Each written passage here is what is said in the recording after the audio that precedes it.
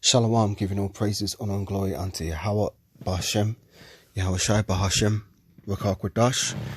Double honors, as always, unto the elders and apostles of Great Millstone Rubal, and shalom to all that I came teaching this word with faith and truth and sincerity. I am the brother Caleb from the GMS England London Forecasters Camp, here once again with another lesson to help edify the Lord's elect. As always, start my videos by saying that we are the real Hebrew Israelites. The real Israelites, you Negroes, Latinos, Hispanics, Native Americans, West Indians and Africans predominantly. But there are going to be Israelites that do look like the other nations, because we as a people have been scattered among all the nations to our various captivities. But if your seed line by your forefathers goes back to the man in the Bible that was named Israel, then you too are an Israelite, no matter what you may look like. Because the book of Numbers 1 and the 18th verse tells you that your nationality is determined by the lineage of your forefathers.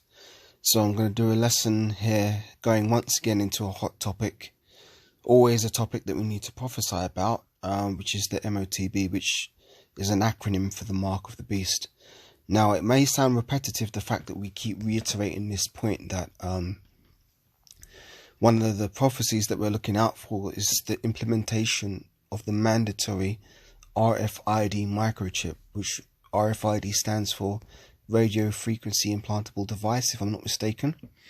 Right, so what Esau's plan is to have everybody microchipped, to where all of your information, such as your medical history, medical details, banking history, financial history, criminal records, anything, passports, criminal records, everything's going to be stored on this one device, which is the RFID chip, which will be implanted into your hand or into your forehead, according to the scriptures. And as we know, the brain chips are being worked on by Elon Musk under the label of Neuralink. But the payment device that's really being pushed is the one that's going to be in your hand, which, it all ties into the biblical prophecy of Revelation 13 and verse 16 on down, which I'll read quickly here. Revelation, the 13th chapter, starting from the 16th verse, says, "And he causeth all, both small and great, rich and poor, free and bond." So that means everybody, small and great, meaning people of low status, people of great status, rich and poor, meaning the financially affluent and the financially impoverished, and free and bond, so those that are have liberty, those that are under bounds, prisoners and whatnot, to receive a mark in their right hand or in their forehead. Now, we always go into the fact that that mark means something to cut, or inserted in their right hand or in their foreheads. So what is that going to be? That's going to be the chip. So it says, "And that no man might buy or sell." So nobody's going to be able to perform any type of transaction save he that had the mark or the name of the beast or the number of his name.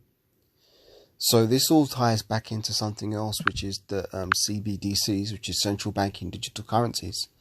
Because what Esau is pushing is the move towards CBDs, away from FRNs, Federal Reserve Notes. So it's all being transferred to this digital system, which is why over here in the UK, when you go to a lot of shops now, they're all saying card only, no cash transactions, because they're doing away with the fiat currency, with the money where you can actually, well, it's not really money, it's just as I said, Federal Reserve Notes that you're carrying around in your wallet. It's not real gold and silver, it's just, paper, or in these cases, it's plastic over here. Now they use plastic instead of paper. But Esau's moving away from that, because the reason why is because he wants to be able to control everybody's ability to buy or sell. So he wants to introduce these CBDCs, which is central banking digital currencies, because that way they'll be able to monitor and control every single transaction people make. So and also he can make money with expiry dates. So for example, he may say, okay, on the 1st of, I'll use this month as an example. On the 1st of August, you're going to get £200 into your account, but you have to use that money by the 31st of August, and any funds that you do not use by the 31st will expire. So for example, let's say you get £200 on the 1st of August, you've got to spend all 200 by the 31st, because on the 1st of September, anything that you have left will expire. So let's say you want to be frugal and you want to save your money. Let's say you get the 200 on the 1st of August and you decide, you know what, I'm only going to spend 50 and I'm going to save 3/4 of that. So let's say you want to save £150. So you only spend £50, right? So then on the 31st of August, the 150 that you've got left will expire. So on the 1st of September, you'll get a new £200, but anything you had left over is gone. So what does that mean? That means you're not going to be able to save any money, which means you'll never be able to elevate above your station in terms of your financial stability, because you're always going to be financially unstable and always dependent on this man's system. So you can never get out of you'll never be able to rise above your class. You're always going to be, if you're middle class, you're always going to be middle class. If you're lower class, you're always going to be lower class, because you cannot save to improve your financial situation. So this is what Esau is moving towards. Now, the reason why I've got this image on the screen is because I was in central London yesterday. I saw these billboards on the bus shelters over here. They got adverts on them. And I saw this, and this is tied to Apple Pay. And I've done videos going into the Apple watches and, you know, Apple Pay before, but obviously, you know, we're quite repetitive in what we say because it's our duty as watchmen to warn the people. So I saw this advert and I thought, fuck, we're almost there. We're almost at the mark. It says Apple Pay, pay with the wallet you're already holding. Now, what does it show? It shows your mobile device. A lot of people are paying with their phones now, but what does it also show? It shows a hand. And what's the ethnicity of the hand that's being shown? That looks like a so-called dark-skinned man. So they're pushing this towards Jake. You know, see, everything in these adverts is calculated, even down to the colors that they're using, right? So you've got an all white background here. So basically all white colors in the scriptures have meanings, and white symbolizes purity, right? You've got black text against the white, so it's going to stand out. It's very the colors contrast, so you're going to see the text clearly. But it shows the phone, right?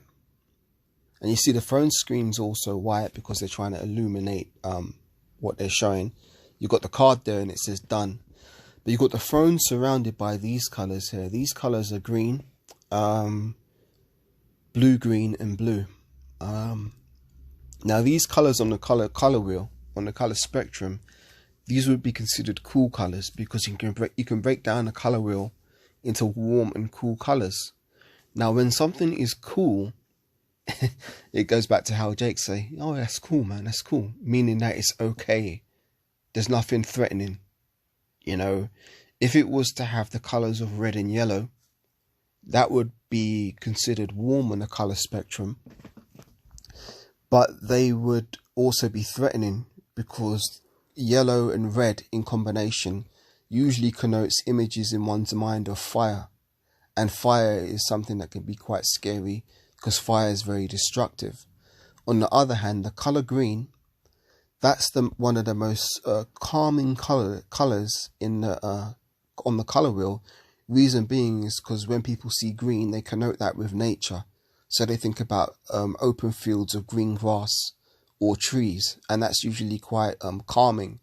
Then if you take the color blue, that's also another very calming color because the color blue is predominantly seen in what? In the sky, and also in water. And water has a very water has cleansing properties. It can be very soothing. You know, if you go and you sit by a river and you just listen to the water running, that can really refresh your spirit even if you don't drink water, if you sit by a stream with running water, that can help relax your mind and put you more at peace. Especially when you hear birds chirping and things like that, you're more closer to nature, and it's got a very soothing effect for one's spirit. Because one of the reasons why people are so tense and stressed out in the city is because they're removed from nature. Because Esau has covered all those pavements with concrete. He's erected these huge concrete buildings, which really is to make himself feel comfortable, because he's a man that dwelt in caves in Mount Seir. So all of the cities we see, you know, the metropolitan cities, London, New York, Paris, you know, Rome, all these cities are built with Esau's comfortability in mind. And he's a base man that dwells in caves. So therefore, wherever he goes in the world, he fills the places up with concrete and turns them into these concrete jungles, which is very stressful for your spirit. Even if you're not outside of your house, just being in these cities, it really intensifies your soul and your spirit. It presses you down, which is why it's good for brothers to actually go and, like, if you've got a forest near you, go spend time in the forest. Just sit down in the forest, you know, just relax a bit. Maybe take your sword, you know, go out, you know, go out, read some scriptures in nature, man. Sit by some running water, you know, if there's a lake or something, or a stream, you can sit by there, and you'll see for yourself the difference it makes, man. You'll see for yourself. But coming back to this, the colours that Esau's chosen to portray here, the greens, the light blues, the deeper blues, see, that's the, you know, three classifications there. As I said, the green, nature, trees, grass, you know, that kind of stuff. The light blue, be more representative of the sky. The darker blue, more representative of the water, because obviously when water can go deep, it gets darker. Then you've got another dark blue line there, which is representative of the phone. And there you go. So Esau's used these colours on purpose to make you feel cool about it, to make you feel okay with it. See, he's trying to present this as if it's non-threatening. Let me talk a bit more about colour theory. So as I said, he didn't choose red and yellow because that would be connotations of fire in someone's mind, and fire can be very scary. So he didn't use yellow and red, forgive me, yellow and red, I meant to say. Nor did he use yellow and black, because if you notice in nature, when you see yellow and black, that's also a sign of danger, which is why when you walk past construction sites and you see danger, do not enter, usually it's, yellow and it's black on them signs. Or when they show them signs of someone getting hit by electricity and it says danger of death, what is it usually? Yellow and black. Well, why did they choose yellow and black for those danger signs? Well, because if you look in nature, what combination of creature do you often see yellow and black in? Well, in wasps and bees. So this goes down to the this is kind of deeper psychological stuff about how we perceive things in nature. But when you see wasps or bees, you see the colours yellow and black. So usually you'll associate that with potential danger, because what do wasps and bees do? They sting. So if you go and, you know, shake a bee's nest, you know, bees are going to come out and you're probably going to get stung. Or if you go messing with wasps, they're probably going to sting you. And wasps are more likely to sting you because that's not a thing which causes their death. Whereas if a bee stings you, the bee itself dies. So usually bees will only sting as a last resort. But the point of me saying that is because that's representative of potential danger. Let me see. Bear with me a second. If I can bring something up here.